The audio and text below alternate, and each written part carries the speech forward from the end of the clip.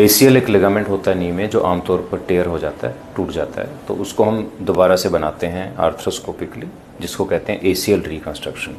लेकिन कई बार पेशेंट ऐसे आते हैं कि जिनका ACL रिकंस्ट्रक्शन हो गया है लेकिन वो बार बार टेयर हो जाता है, बार बार फेल हो जाता है। उसके दो कारण होते हैं। एक होता है कि सर्जिकल टेक्निक ठीक नहीं है, शायद उस वजह से आपका जो अलाइनमेंट ठीक नहीं है, आपकी जो टनल की प्लेसमेंट है वो ठीक नहीं है। दूसरा रीज़न होता है कि शायद आपकी जो बोन की शेप है उसमें कुछ प्रॉब्लम है।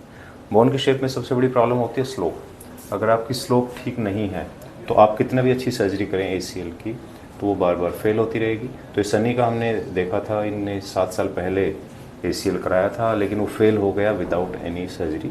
ये टनल आप देख सकते हैं, ये इनका एंडो बटन भी लगा हुआ है यहाँ पर। तो इनका हमने चेक किया तो इनकी स्लोप कम थी, तो इसलिए बार बार इनकी जो टिबिया थी वो आगे जा रही थी, तो वो ACL के ऊपर स्ट्रेस डालती है, धीरे धीरे ACL टूट जाता है। तो इनकी अब हमने पहली सर्जरी की है स्लोप करेक्शन की। अब टिबिया की स्लोप हमने बढ़ाई है ताकि टिबिया बार बार आगे ना जाए। अब इनकी स्लोप बनाई है, ये हीलिंग हो गई है ऑस्टियोटमी की, और इनकी जो टनल बहुत वाइड हो गई थी उसमें बोन ग्राफ्ट भी डाल दिया है। अब इनका हम दोबारा से रिवीजन ACL करेंगे। स्लोप ठीक करने से वी विल मेक श्योर कि अब की बार इनका ACL फेल ना हो।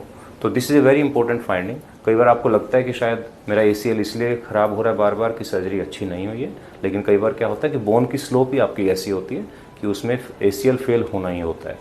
तो जब भी हम ACL करते हैं हम बोन की स्लोप्स को भी चेक करते हैं ताकि एक ही बार सर्जरी हो और बार बार आपको ऑपरेशन ना कराना पड़े।